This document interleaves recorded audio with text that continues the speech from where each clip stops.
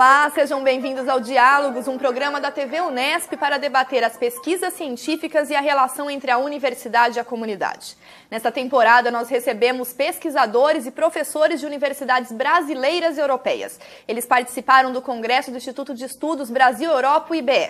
Realizado aqui na Universidade Federal de Santa Catarina, em Florianópolis, o Congresso tem como tema Inovação, Cultura e Sustentabilidade, desafios para o Brasil e a Europa. Neste programa, nós conversamos sobre multiculturalismo e diversidade. Nossos convidados são o professor Ettore Finazzi Agrò, da Universidade La Sapienza de Roma, e o professor Raul Antelo, da Universidade Federal de Santa Catarina. Professores, é um prazer recebê-los aqui no Diálogos. Obrigado. Professor Raul, comece explicando para a gente como o conceito de multiculturalismo tem sido trabalhado nas universidades brasileiras e como ele impacta na nossa sociedade. O conceito de multiculturalismo não é diferente de muitos outros conceitos, como gênero e tal, que tem entrado, eu diria, nos últimos 10 ou 20 anos, pela vertente norte-americana. Isto implica entender a diversidade cultural a partir de uma lógica de integração, não raro mediada pelo mercado, o que apresenta uma série de problemas. Eu diria basicamente que há uma crise no mundo contemporâneo, que é o fato das democracias serem contra a democracia. E diante dessa crise, há basicamente dois modelos. Um é o norte-americano, que apresenta essa ideia do multiculturalismo como uma sorte de panaceia, cada parcela da sociedade teria direito a gozar na sua especificidade, na sua tradição, etc., porém na parcela. E, de outro lado, eu diria, há uma tradição europeia que, depois dos estudos de Foucault, basicamente com a filosofia italiana contemporânea, está problematizando a noção do comum. Ou seja, até que ponto podemos pensar que a nossa sociedade crivada, atravessada por mil conflitos, tem ainda algo em comum. Ou seja, aqui o desafio consiste, a meu ver, em redefinir a imaginação dessa sociedade. Como podemos imaginar uma sociedade que seja inclusiva, uma sociedade que permita a plenitude da realização dos cidadãos. E na Europa, professor, como podemos trazer a discussão desse conceito? Bom, é uma discussão que vem de longe, evidentemente, mas que tem, digamos, uma série de, dentro de si, uma série de diferenças ligadas, evidentemente, à história das nações. Tem nações imperiais que lidaram desde sempre, na verdade, com a ideia de multiculturalismo, de contato com outras culturas. Quanto à Itália, por exemplo, nós temos uma série de problemas que é difícil de contornar quanto à convivência entre culturas diferentes. Então, tem, por um lado, digamos, uma saída, em certo sentido, utópica, no sentido que, bom, a gente está projetando uma sociedade multicultural, mas sem que a base social seja preparada para isso. Então, na verdade, nos últimos anos, a presença sempre mais forte de pessoas provindo de culturas ou territórios diferentes está criando uma série de incompreensões, de conflitos.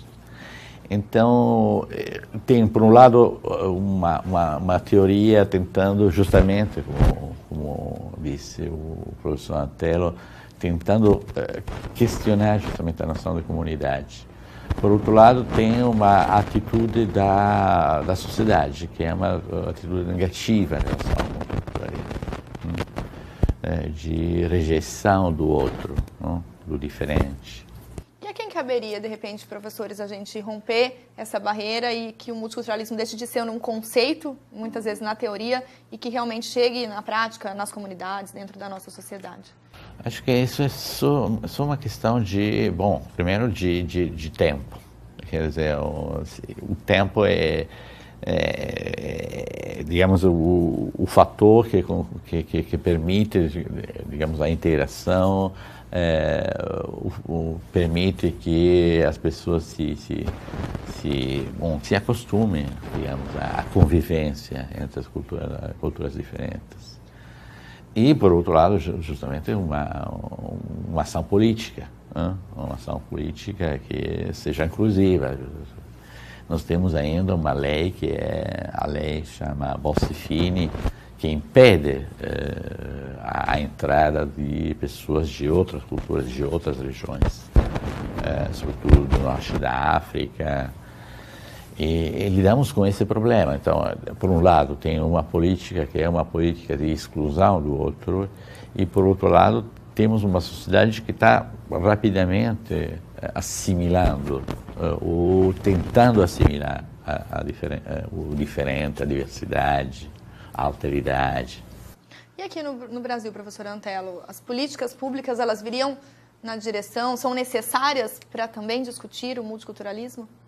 São necessárias, mas nunca são suficientes, porque não cabe a um único ator mudar a situação. Se o único ator capaz de mudar a situação é o Estado, você atravessa um imaginário extremamente centralista. Se por outro lado, o único ator fosse a espontaneidade das massas, você corre outro risco, que é a inexistência de lideranças e a dificuldade do diálogo e da negociação. Ou seja, que o Brasil está nesse dilema. O Estado precisa estar presente, mas sabe-se de antemão que tudo o que ele fizer ainda será pouco para salvar o hiato de exclusão secular que o país vive, que o país atravessa, né? Eu acho que o desafio, mais do que tender a imaginários nacionais, é reforçar a imaginação pública e reconhecer que a sociedade em que a gente vive hoje está absolutamente moldada pelas imagens e lembrar que as imagens como esta, que está se transmitindo por um meio de comunicação, não é dissociada da hegemonia contemporânea, que é uma hegemonia financeira. Os Estados já não regulam a circulação e o comércio das imagens. Então, esses são os problemas com que cotidianamente temos que nos defrontar. Passam pela exclusão, passa pela apatia de grandes massas a temas mais abstratos, mas igualmente concretos, porque tocam o cotidiano dessas pessoas. E a função da universidade é um pouco ser a mediadora desse conflito, né? De trazer essa discussão mais abstrata e mais teórica para a cotidianeidade. E um pouco mais sobre imaginação e imaginário a gente conversa no próximo bloco. Ótimo. Tá bom. O Diálogos Especial Instituto de Estudos Brasil-Europa vai para um breve intervalo e já volta.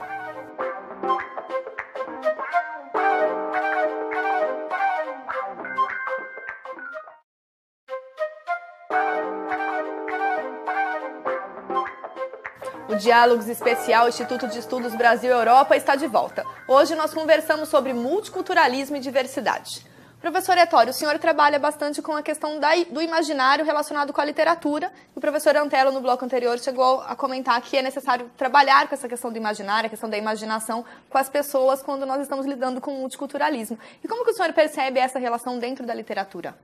Bom, dentro da literatura, eu acho que a literatura é um espelho da sociedade, apesar de todas as distorções, as reinvenções que são próprias da literatura, de todas as artes, na verdade. Então, toda a literatura, na verdade, reflete esse tipo de, espelha ou assume esse tipo de problema. Na verdade, na fala de você, apareceram duas palavras que foram, para mim, graças ao Raul Antelo, foram um desafio. Quer dizer, entender qual é a diferença entre imaginação e imaginário. E justamente eu vou tentar, a partir daí, desse elemento de comparação, a divisão entre a noção de imaginário e a noção de imaginação, eu tentei um pouco reler também a literatura brasileira, e, através de dois grandes autores que são, por um lado, Guimarães Rosa e pelo outro, Mário de Andrade. Então, a literatura tem sempre dentro de si esse núcleo problemático que lida com problemas sociais, problemas de políticos. O problema é justamente tirar do texto tudo aquilo que tem a ver com alguns problemas que são justamente o problema, por exemplo, de como construir uma comunidade nacional. O que é digamos, o grande problema, por exemplo, da comunidade, da sociedade brasileira. Pensar numa identidade, seria isso? Pois não é só a identidade, é como construir o comum, não? Aquilo que liga as pessoas, não? Dentro de uma identidade que deveria ser compartilhada, teoricamente compartilhada. E todas as teorias, na verdade, bom, a filosofia italiana dos últimos anos, mas também a filosofia francesa, antes dela,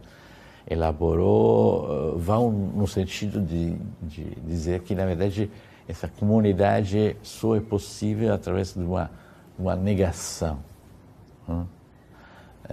Então, sem nunca chegar a impor, digamos, uma imagem nacional.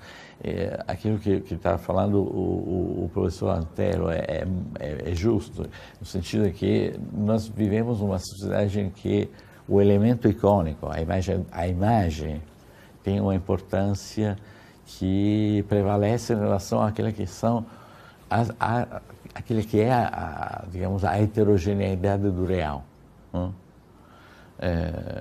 Então, esse multiculturalismo na verdade, pode ser entendido como algo que junta as pessoas, e aí tem um imaginário, no meu entender, tem um imaginário multicultural. Então, a construção digamos, de um meio, de uma figura que tenha em si todas digamos, as diversidades, as diferenças. E, por outro lado, tem essa ideia de que uma sociedade é naturalmente plural, né? Que o comum é justamente aquilo que o Bataille falava que a comunidade é aquilo que tem um nada em comum. Né? Então, aí tem digamos, não é mais a tentativa de chegar a uma suposta unidade, a um comum que seja assim sinalizado com uma imagem icônica, mas que tenha justamente esse espírito de abertura, e aí eu acho que você tem talvez a única possibilidade de incluir os diferentes, justamente aceitando as diferenças, né? Digamos, aceitando a diferença como base de construção de uma sociedade que em si é heterogênea. Professor, e como que o senhor observa a literatura brasileira, né, morando aqui no país, de trazer esse comum, de tentar formar um imaginário da nossa sociedade? Dividida. Teríamos que dizer de maneira não homogênea. Talvez fosse bom relembrar o seguinte: os antepassados do Ettore chamavam imago a máscara mortuária. Mas era o gesso que se colocava em cima do rosto do defunto para captar essa vida que se esvaía, que se ia por entre os dedos. Ou seja, que a imagem sempre esteve vinculada a tornar presente aquilo que já estava ausente. E diante da imagem, há basicamente duas posições. Uma que aborda a fenomenologia da percepção, ou seja, ver é perceber, e outra que trabalha com uma arqueologia da sensação. Ver é sentir-se vendo. Quer dizer que ver é sentir e, consequentemente, consentir, sentir o outro. Eu diria, a literatura brasileira moderna, a partir de 22, também percorre esses dois trilhos. Você tem uma sorte de modernismo triunfante, otimista, eufórico, inclusivo, homogêneo, que trabalhou com representações mais ou menos canônicas do que seja o nacional, regional, etc., etc. Essa é uma linha de entender o moderno. Mas uma outra linha de entender o moderno, que não pensa a imagem como representação e que, pelo contrário, pensa a imagem como impugnação, como denúncia desse vazio. Na primeira linha, poderíamos ter Portinari. Na segunda, sem sombra de dúvida, Clarice Lispector. São dois modelos de entender o que seja o moderno.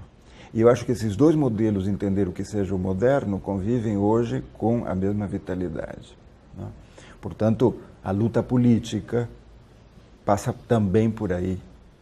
Se ver é consentir, qual é a margem de consentimento que temos para a absoluta diferença? A questão política se torna também uma questão ética.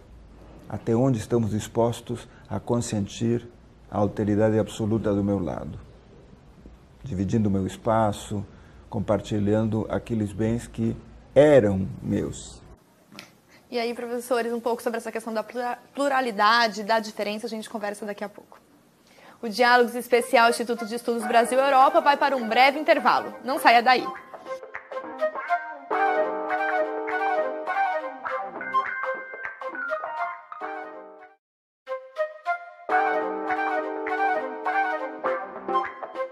O Diálogos Especial Instituto de Estudos Brasil-Europa está de volta. Hoje nós recebemos o professor Ettore Finazzi-Sagrò, da Universidade La Sapienza de Roma, e o professor Raul Antelo, da Universidade Federal de Santa Catarina. Professores, nesse discurso, na fala de vocês a respeito do multiculturalismo, aparece a questão da palavra da diferença, de poder reconhecer o outro. Em que sentido esse reconhecimento do outro vai na direção de uma tendência de internacionalização de todos os tipos de cultura, né? A europeia no Brasil, a brasileira na Europa e em outras partes do mundo? Eu acho que vai no sentido de repensarmos o que é o internacional. O conceito do internacional, que é claramente herança da Guerra Fria, está com os dias contados, se é que não morreu. Não há nada que provoque menos entusiasmo do que as reuniões das Nações Unidas. Entretanto, elas têm que acontecer. E, entretanto, a presidente Dilma tem que denunciar que não pode se miscuir nas conversas, etc., etc. Mesmo que nós saibamos que as redes de informação captam todo tipo de informação, né? Mas relembrar os limites do pacto que nos torna cidadãos do mundo tem que ser reiterado. Agora, não podemos desconhecer que o mundo já não é internacional, o mundo é global. E quando o mundo é global, já estamos pensando em outros termos. Eu diria, a rigor, nunca houve uma história europeia da cultura. Houve histórias imperiais da cultura. Houve uma história alemã da literatura, uma história francesa da literatura, uma história espanhola da literatura e assim por diante. Quando que a Europa começa a pensar alguma instância supranacional comunitária? Quando cessam as lutas imperiais entre os diversos poderes europeus. Ou seja, que é uma história muito recente. A Europa poderá ser antiga, mas a história da integração é muito recente. Não tem muito mais do que 20 ou 40 anos, né? E nesse ponto, a Europa e o Brasil, diríamos, estamos na mesma situação. Assim como a nossa democracia também é recente, isto nos coloca os desafios de entender a nação, a globalização, sabendo que os riscos são inúmeros e que as promessas se desmancham tão rapidamente quanto as representações. E na Europa, professor, como que nós vislumbramos, vocês recebem essa nossa cultura de modo da internacionalização? Do ponto de vista da internacionalização, você fala, eu acho que, na verdade, não tem muito esse lado do internacionalismo em relação justamente àquilo que é digamos, o conhecimento da cultura brasileira. Eu acho que tem a ver mais com, digamos, com uma sensação de pertencer todos a uma digamos, a uma área cultural que é, na verdade, sempre mais global. No sentido, não tem uma decisão no sentido de, bom, de agora em diante a gente vai tomar conta da literatura brasileira, por quê? Porque o Brasil está nesse momento se desenvolvendo a ritmos que são desconhecidos na Europa. Não é exatamente esse o problema, não é esse o momento, não tem uma decisão política, embora justamente a decisão política seja importante, claro, evidentemente o desenvolvimento econômico do Brasil está chamando a atenção de vários países do mundo. Só que as coisas acontecem, na verdade, como o Raul apontou, estão acontecendo numa situação de rede global. Então, é difícil dizer que, na verdade, a Itália se trabalha com literatura, ou a academia italiana, os italianos trabalham ou conhecem a cultura brasileira. Na verdade, tem um conhecimento que sempre mais passa pela rede, por um conhecimento múltiplo. Então, não tem, digamos, um núcleo de conhecimento que seja uno. Não? Nesse sentido, claro, a cultura europeia, a cultura brasileira fazem parte de um discurso que é, nesse sentido, global, vivendo sempre essa contradição que o professor Antero apontou, digamos, por um lado, a tentativa de criar espaços de diálogo entre os... Então, chegando justamente ou retomando essa antiga ideia do internacionalismo, as Nações Unidas, a União Europeia, assim por diante. Todos esses organismos que, na verdade, estão tentando articular, digamos, as relações entre os poderes. Mas, na verdade, o discurso passa por cima de tudo isso. Um discurso político, cultural. Então, você tem também, no âmbito da literatura, encontra essa dificuldade de achar qual é, na verdade, uma tradição local, uma genealogia textual que, a partir de um início, chegue a produzir um discurso que seja tipicamente brasileiro, uso entre aspas. Assim.